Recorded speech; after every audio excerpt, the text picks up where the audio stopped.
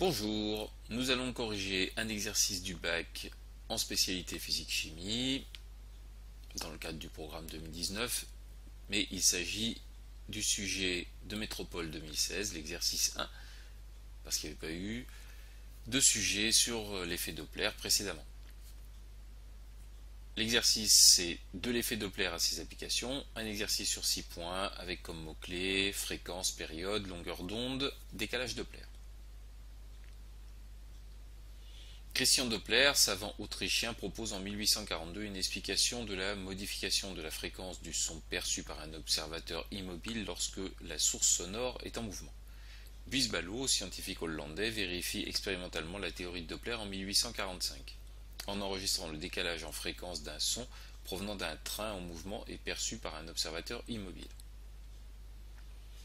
On se propose de présenter l'effet Doppler, puis de l'illustrer à travers deux applications. Partie 1. Mouvement relatif d'une source sonore et d'un détecteur. Nous nous intéressons dans un premier temps au changement de fréquence associé au mouvement relatif d'une source sonore S et d'un détecteur placé au point M, figure 1. Le référentiel d'étude est le référentiel terrestre dans lequel le détecteur est immobile. Une source S émet des bips sonores à intervalles de temps réguliers dont la période d'émission est notée T0. Le signal sonore se propage à la célérité v son par rapport au référentiel terrestre. Voilà la figure 1. Donc on a la source ici, premier cas où cette source est immobile, et deuxième cas, la source est en déplacement à la vitesse vs en direction du point M, où est le détecteur. 1.1 Ka. La source S est immobile en x égale 0 et le détecteur M, situé à la distance d, perçoit chaque bip sonore avec un retard lié à la durée de propagation du signal. 1.1.1 Définir par une phrase, en utilisant l'expression bip sonore, la fréquence f0 de ce signal périodique. La fréquence f0 correspond au nombre de bips sonores par seconde. Elle s'exprime en Hertz. 1.1.2 Comparer la période temporelle t des bips sonores perçus par le détecteur à la période d'émission t0. La période du signal reçu est égale à celle du signal émis puisque la source et le récepteur sont immobiles. T égale t0. 1.2 Kb. La source S, initialement en x égale 0, se déplace à une vitesse vs constante selon l'axe OX en direction du détecteur immobile. La vitesse vs est inférieure à la célérité du son v son. On suppose que la source reste à gauche du détecteur. Le détecteur perçoit alors les différents bips séparés d'une durée t' égale t0 facteur de 1 moins vs sur v son. Indiquer si la fréquence f' des bips perçus par le détecteur est inférieure ou supérieure à la fréquence f0 avec lesquelles les bips sont émis par la source S. Justifié. On va utiliser la relation qui nous est donnée. T' égale T0 facteur de 1 moins Vs sur V son. On sait que Vs est inférieur à V son, ce qui veut dire que Vs sur V son est inférieur à 1, ce qui veut dire que 1 moins Vs sur V son sera compris entre 0 et 1, et donc T' sera inférieur à T0, puisqu'on multiplie par T0 par quelque chose compris entre 0 et 1. Comme f est égal à 1 sur t, si t' est inférieur à t0, ça veut dire que 1 sur t' est supérieur à 1 sur t0. D'accord, on inverse le sens de l'inégalité, et donc f' supérieur à f0.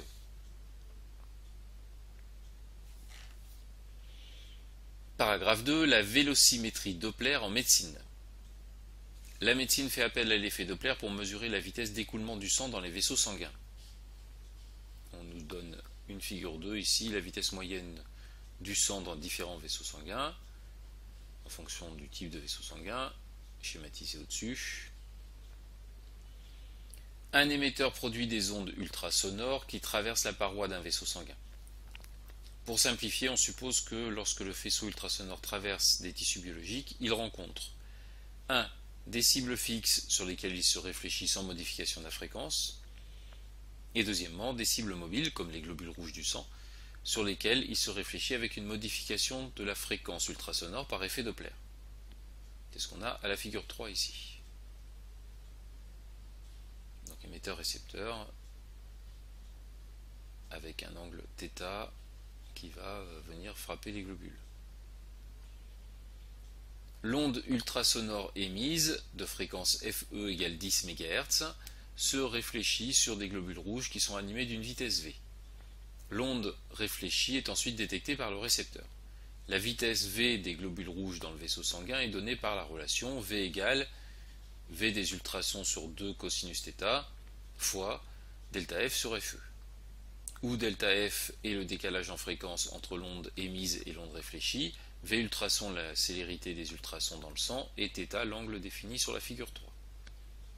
On donne V ultrason égale 1,57 fois 10 puissance 3 mètres seconde moins 1 et θ égale 45 degrés. 2.1. Le décalage en fréquence mesuré par le récepteur est de 1,5 kHz. Identifiez le ou les types de vaisseaux sanguins dont il pourrait s'agir. Il va donc falloir calculer la vitesse des globules rouges en appliquant la relation. On n'a qu'à remplacer par les valeurs, donc vitesse des ultrasons, elle nous est donnée ici 1,57 fois 10 puissance 3 mètres seconde moins 1, sur 2 fois cosinus 45 degrés, il faut bien penser à mettre la machine en degrés. Delta F 1,5 kHz, donc 1,5 fois 10 puissance 3 Hz, et l'onde ultrasonore 10 MHz, donc 10 fois 10 puissance 6 Hz. On fait ce calcul, ça fait environ 0,17 mètres seconde moins 1. La vitesse étant de environ 17 cm par seconde, si on prend sur le graphique, deux possibilités, ce sont soit des artérioles, soit des veines.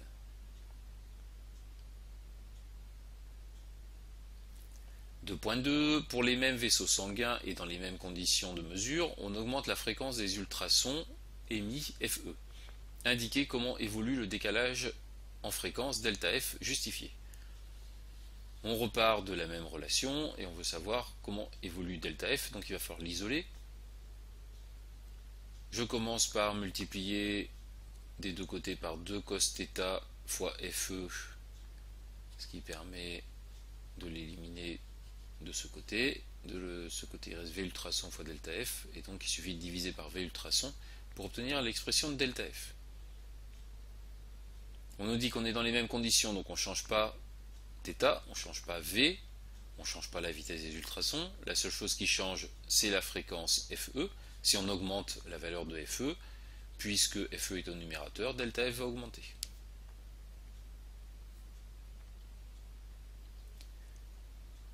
Partie 3, détermination de la vitesse d'un hélicoptère par effet Doppler. On s'intéresse à un son émis par un hélicoptère et perçu par un observateur immobile.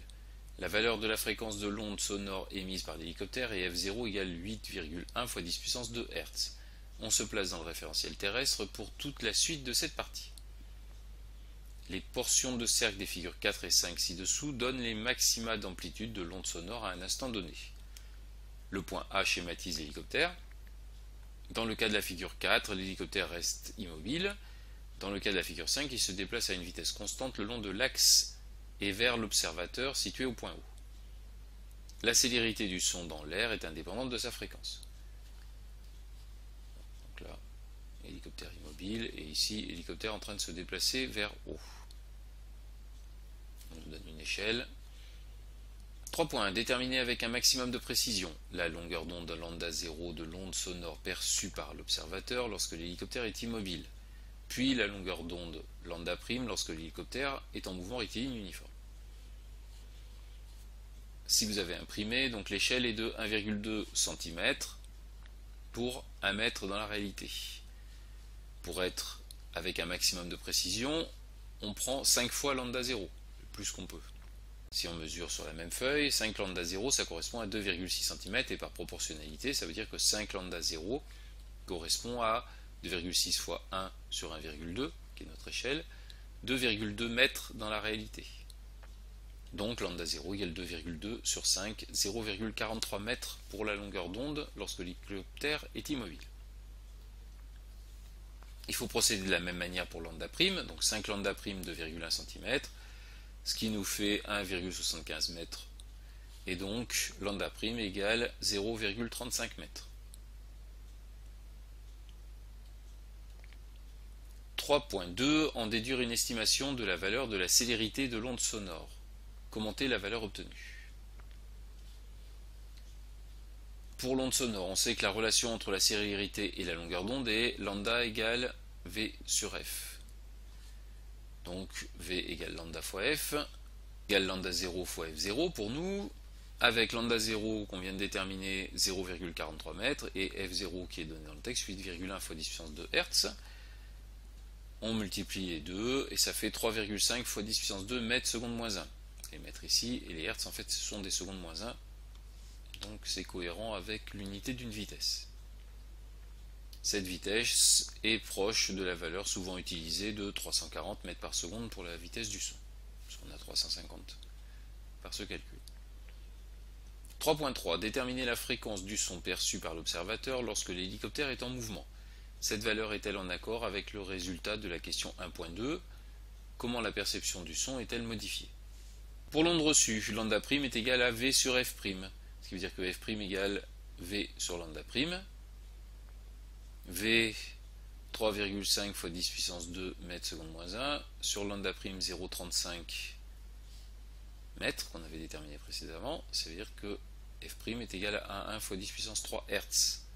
On a F prime supérieur à F0, ça veut dire que le son perçu est plus aigu. Et c'est en accord avec ce qu'on avait observé, F prime supérieur à F0.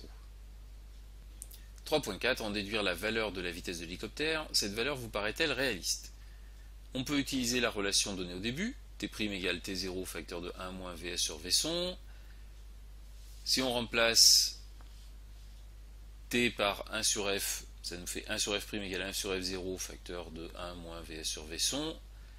En multipliant par F0 des deux côtés, on va obtenir F0 sur F' égale 1 moins Vs sur V son. On fait passer le 1 de l'autre côté en faisant moins 1 des deux côtés, ça fait F0 sur F' moins 1 égale moins Vs sur V son. Je multiplie par moins 1 des deux côtés pour éliminer le moins qui est tout seul ici. Ça veut dire qu'on prend l'opposé de ça, donc 1 moins F0 sur F' égale Vs sur V son. On multiplie par V son pour l'éliminer de ce côté-là pour avoir Vs tout seul qu'on veut isoler. Ça fait Vs égale V son facteur de 1 moins F0 sur F'.